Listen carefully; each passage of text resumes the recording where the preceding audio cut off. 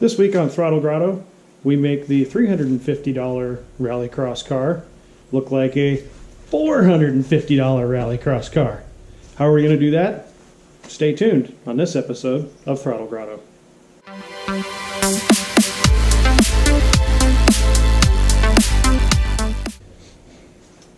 Welcome back, everybody. So, unfortunately, tomorrow is the first day of Rallycross season here in the Pacific Northwest, and I'm not going to make the first race of the season.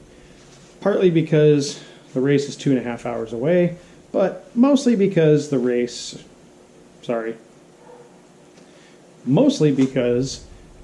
car is just not ready to go. I've still got boxes of parts to install. I've still got a lot of stuff I need to order and then get installed on the car. There's just too much to do in order to get it ready for tomorrow. But this week we're going to replace control arms, ball joints, tie rods, and I've got some mud flaps to put on because, as everybody knows, especially the Subaru guys, nobody will know you're driving a rally car unless you have mud flaps. So, plus they look cool, not going to lie. And I got a set super cheap, so I'm going to install those today, and then we'll get to swapping out some parts and pieces. I got to weld that exhaust tip on today that we did in the last episode. So lots to do, short on time because I was out chasing parts all morning. I did some work on the 83 GTI this morning, just installing hoses on the cooling system, figuring out what we had already bought and what we don't have. So it's been a busy morning, and I'm going to work on the rally car for a bit this afternoon. So stay tuned.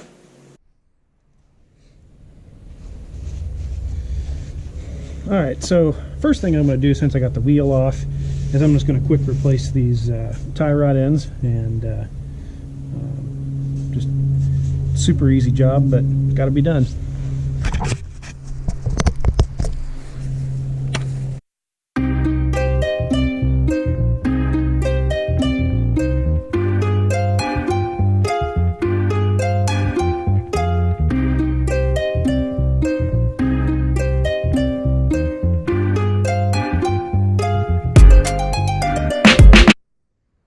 So next thing I'm going to do is I'm going to install my super cool racing mud flaps to keep the car looking cool because I'm certainly not worried about paint damage at this point.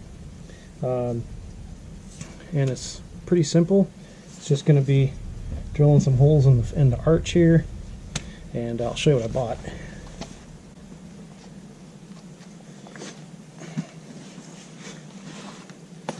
I'm sure anybody that's ever followed a Subaru knows what these are. Rally Armor mud flaps. These are like $21 delivered on Amazon. So I was like, you know what, for 21 bucks, like I can't even drive around and find all the supplies to do it. Like going and buying a sheet of this probably would have been, 10 or 15 bucks plus my time. So these showed up today, and let's get them installed.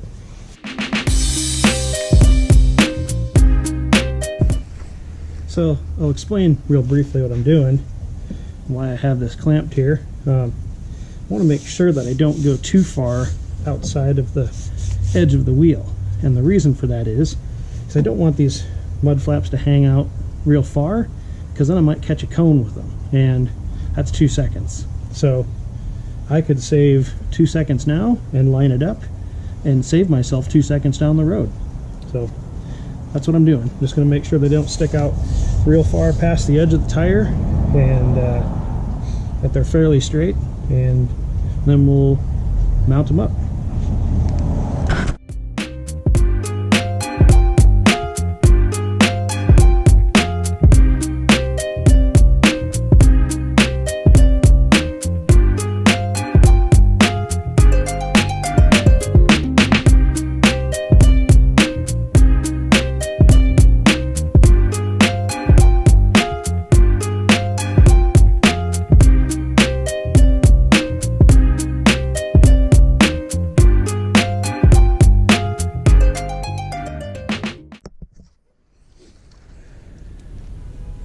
So if you ever haven't changed tie rod ends before, it's really straightforward. One nut that attaches the tie rod to the spindle here, and you just loosen that from underneath. That comes out. Well, the easiest way to get that out, like you saw, is to tap on the end of the spindle, and since it's a taper fit, it will release the pressure on the tie rod end, and then it's just held in place with a nut. Undo the nut, this spins off, spin the new one back on to try to get as close as you can to where you had it, and that should get you really close to where your alignment was to start with. I'll probably need an alignment after doing it, but I knew that going into this. So yeah, if you need to change these, they're really straightforward, not a difficult job. I'm sure most of you know that already.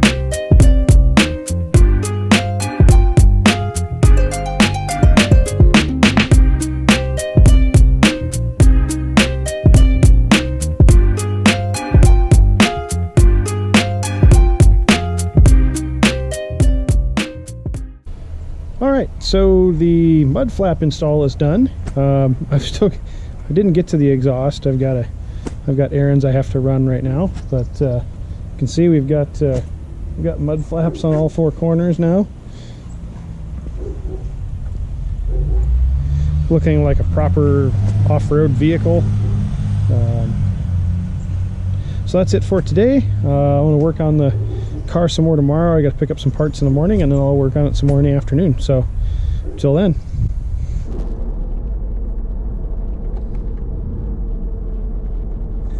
Hey everybody, welcome back. So had a couple days of work, had a couple of days to like poke around and try to find parts online. The windshield in the 90 Golf is completely demolished. It's got a crack all the way across the front of it.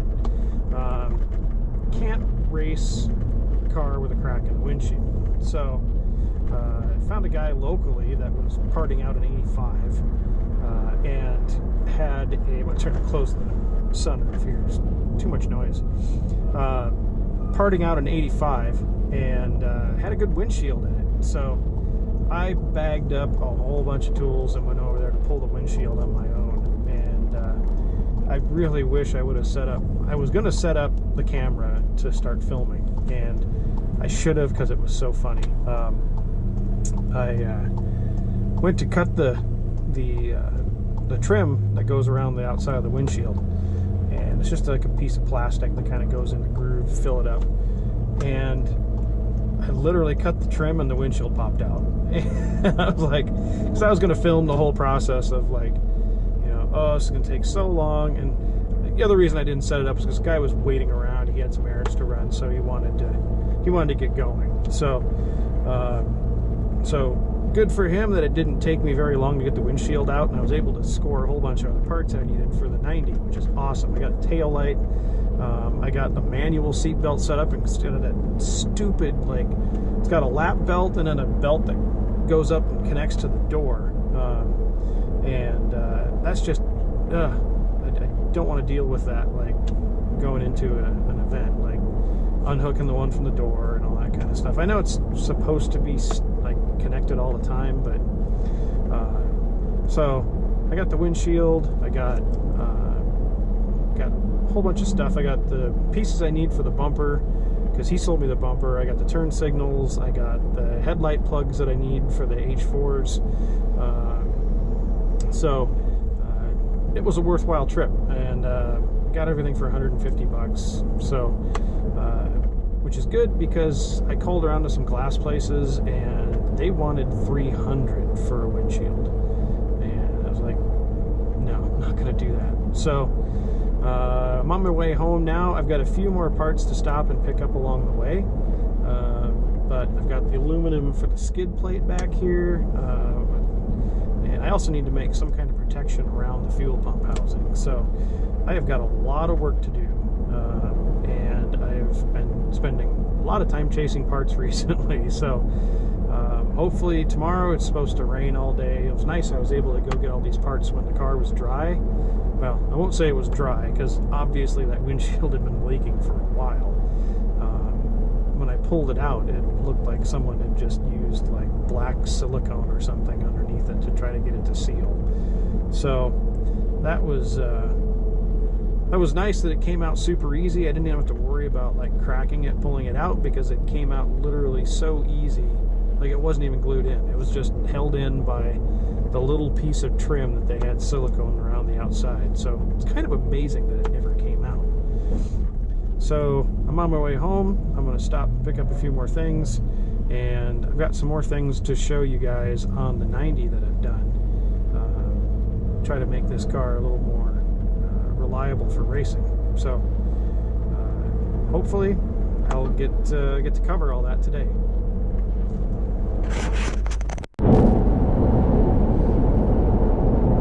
Alright, so as you can probably tell from the inside of the car, I have a car full of stuff. Went to the junkyard to get a pulley, which I really needed, and they had some plaid golf sport seats there, which are totally awesome. If you don't know what golf sport plaids look like, I will show them to you later. I'm not going to show them to you right now. So I have in the Golf, the Mark 7, I have front and rear seats for the 90 and a windshield. So I don't have any more. Well, I have some grill pieces, I have some dash pieces, I have a full set of seat belts, I have a whole pile of stuff to put on this car. But it's a good thing I don't have any more stops, because I don't have any more room. I'm super nervous about this windshield riding in the back here, because it's like, it's leaned up, and I don't think it's going to go anywhere, but if I make any sudden right turns, I might have a broken windshield. So trying not to do that. So I'll check in with you guys when I get home.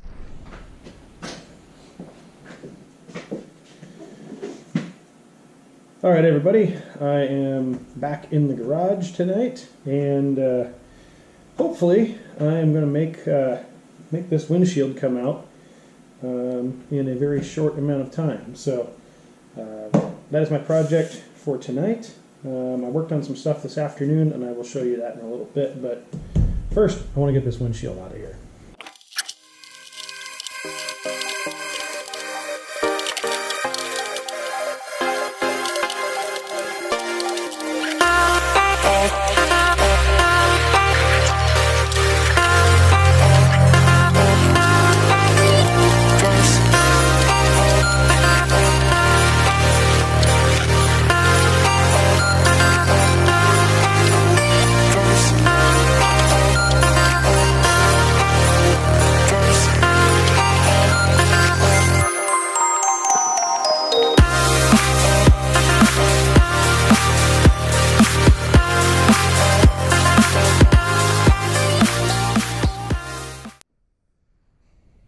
So I figured I'd take a break halfway through, or not even halfway through, like a tenth of the way through, and show you guys what how I was doing this. So I went to my local import. Well, I went to Harbor Freight. I went to the cheap tools place, and I bought this thing for taking out windows, and it slips between the seal, or you have to get through the seal in some spot, and then you can put this hooked blade in and pull the hooked blade with the handle. Ideally, if you have nice soft windshield adhesive, you could cut right through it. So the way I'm doing it is I'm heating it up a little bit at a time, pulling the blade, and then get to where the next spot, where wait till it doesn't really move any further, and then repeating the process. So it's going to take a while to get this windshield out, but it will come out tonight. So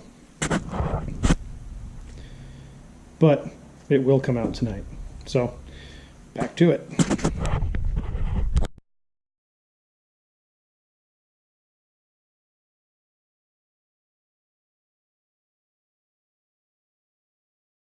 Another thing I thought I'd show you guys, I have a helper on this job this evening.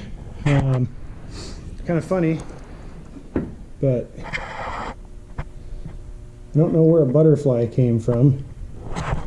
It's not really butterfly weather, but he was inside the car today when I opened it up. So I pulled him out, and he was just moving kind of slow, so I set him on the roof, and now he's the supervisor tonight, so hopefully he doesn't have me work overtime.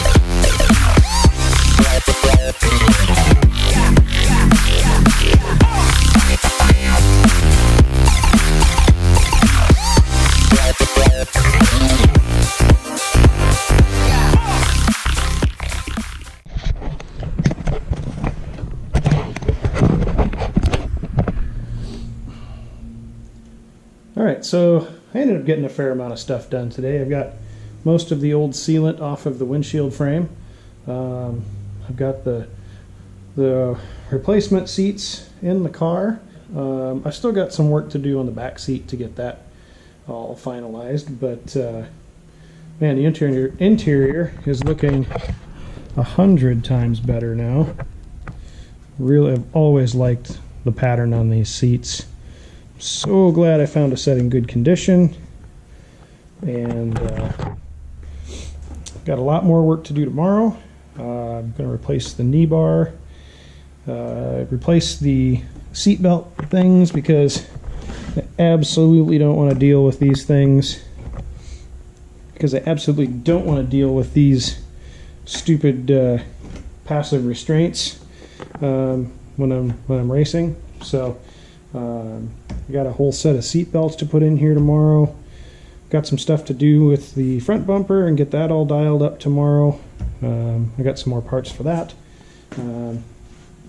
And our supervisor is still here late in the evening, so we'll see if he'll be on duty tomorrow too. So I'm gonna call it a night and get some sleep, and go pick up sealant in the morning and the little trim piece for the windshield, and then I can put that in and let that sit for the day while I'm working on other stuff. So that's my plan for tomorrow. See you then.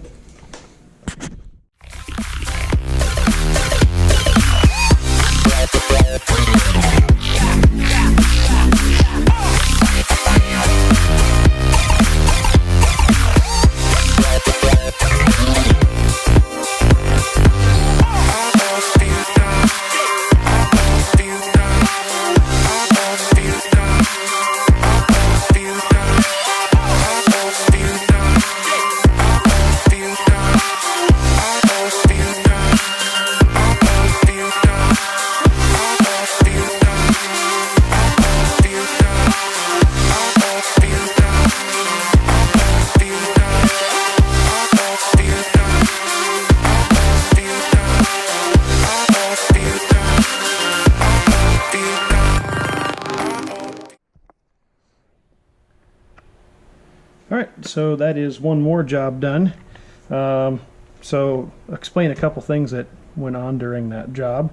One is that I had to drill out the back, that little cup that was on the back of the of this plastic tray, and the reason for that is because the fuse box is right there, and if I didn't remove that, it would not have fit. There is, I think on the later cars that had this, there's a little plastic wall or something that snaps in, so you don't look at the fuse box all the time. But and then I have a cubby here that does nothing, which is where on the earlier car the fuse box would have been. So but now one of the benefits too is that if you look here where the knee bar used to come out, there's actually more room for your knees. Since we're going to put the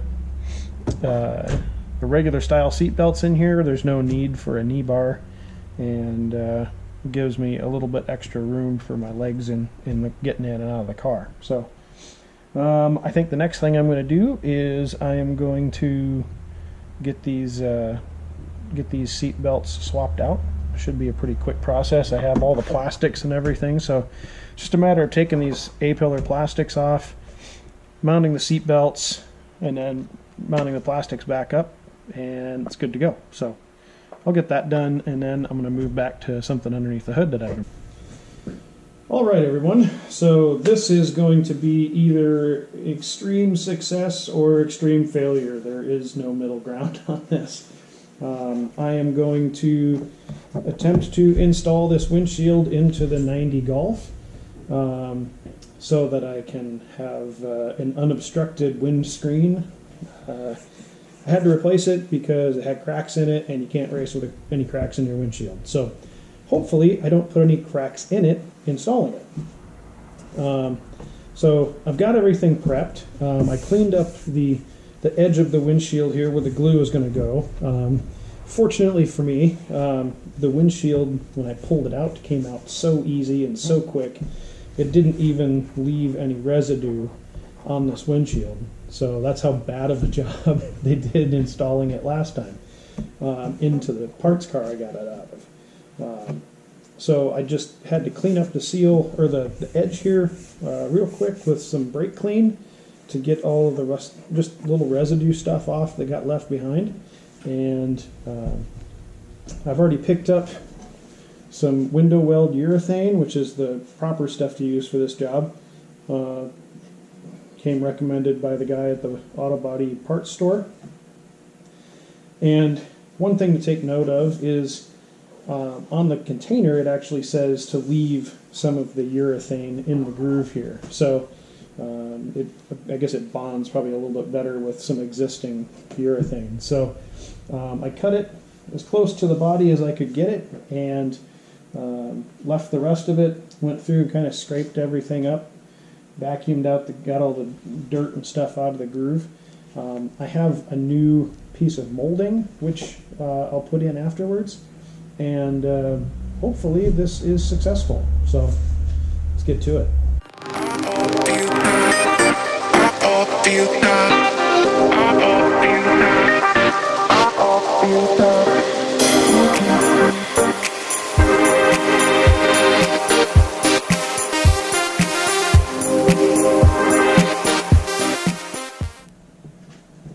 So this is the part where it could go horribly wrong. Try and get this laid into the groove and set.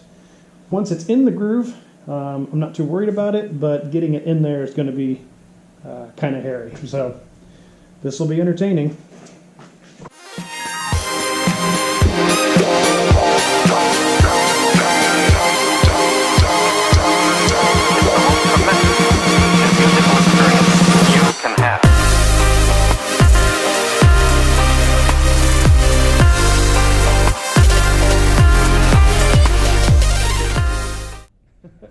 Alright, so I actually managed to get it to go into the window housing or hole or whatever you want to call it without breaking it. So now I'm going to go through and I'm just going to put a real small bead around the edge here to help seal it up. And then I put in this crazy critter, which could prove to be just as entertaining as watching me try to wrestle this windshield into place.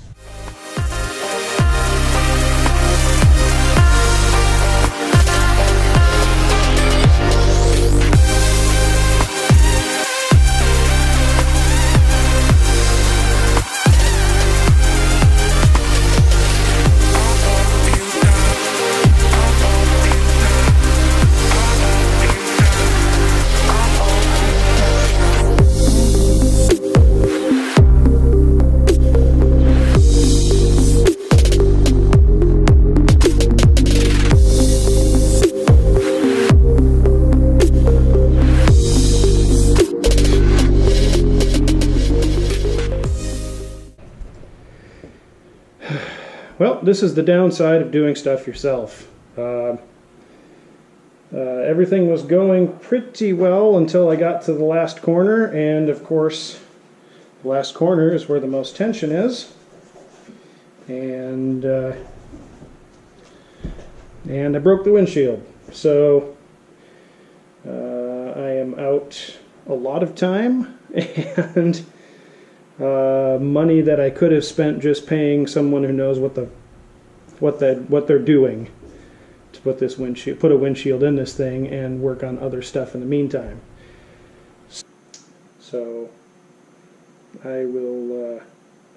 I'm probably just going to pull this windshield out and run both these windshields to the dump because there's absolutely nothing I can do with them now. So. Good times. So this is the risk you run when you're doing stuff yourself. Sometimes you end up spending double what you would have spent just to have someone else do it. So, man, everything was going sweet right up until the end, too. I was really happy because it's just trying to get the last of this dumb seal in. And just pinched the windshield a little too much. So I'm going to pull it out and cut my losses for today. Hey everybody, so I took a break, cleaned up around the shop a bit, threw a bunch of stuff in the back of the truck, went to go drive to the dump to take it all to the dump, and the dump was closed. I missed it by like 10 minutes. So the shop's a little bit cleaner. The car is going to have to stay inside for a few more days because can't push it outside without a windshield in it. So, yes. So, big time fail today on the windshield. Had some success on some other stuff. I feel pretty down about spending time going and getting a windshield and chasing around getting like the little molding piece and going and buying the sealant and all that kind of stuff. And now I'm going to have to pay a professional to come and do the windshield, which is probably what I should have just done in the first place and saved myself a whole bunch of time. So, lesson learned. Next time I'll pay someone to do it, but at least I tried doing it. But, well, what are you going to do? So I'm going to call it a night and wrap this video up here. I was going to show you guys what I had going on down here, but I'm going to save that for next week's episode, which I'll probably film while the guy's here putting in the windshield. So that's all I got for today. Thank you guys for watching. Hopefully you guys enjoyed watching me break a perfectly good windshield. And until next time, even if you fail, get out there and work on something.